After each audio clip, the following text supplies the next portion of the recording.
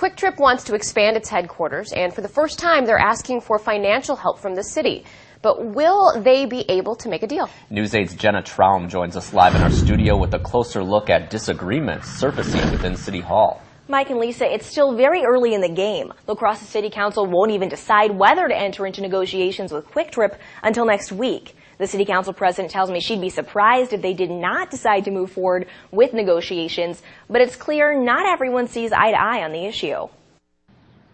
It's a plan that's causing some disagreement at City Hall. Kwik Trip plans to expand its dairy facility on La Crosse's north side to house new production lines and equipment. The company sent the city a letter earlier this month asking for financial help on the project. They want the city to pay them back a portion of the increased tax base generated by the development. Kwik Trip is asking for a payment of 10% of the value of their real estate improvements. That adds up to about $1.5 million from the city. I think 10% is a very reasonable request, because not only is the fact that you would have then a 90% increase in the tax base to assist the levy, you also would have increased employment. City Council President Audrey Cotter and Mayor Matt Harder both think it's a good idea to negotiate an agreement with Kwik Trip. They disagree on whether the city should have a voice in how that money is spent in the future. Mayor Harder says he's opposed to handing over city tax dollars to a private company to spend at will. Just saying, we're just going to take all that money and just throw it back at you. You do whatever you want with it. You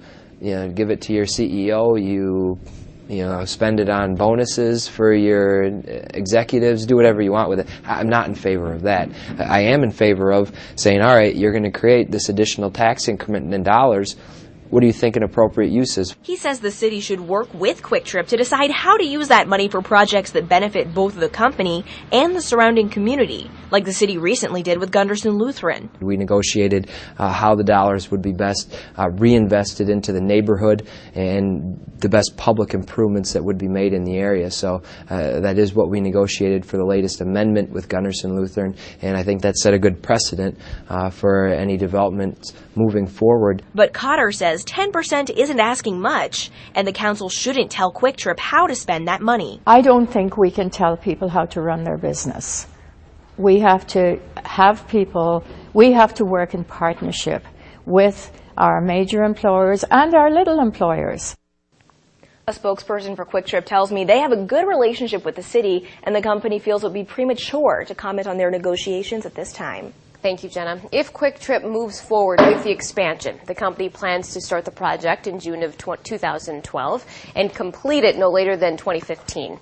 Kwik Trip is also exploring the possibility of constructing a 30,000 square foot freezer building to store its bakery products.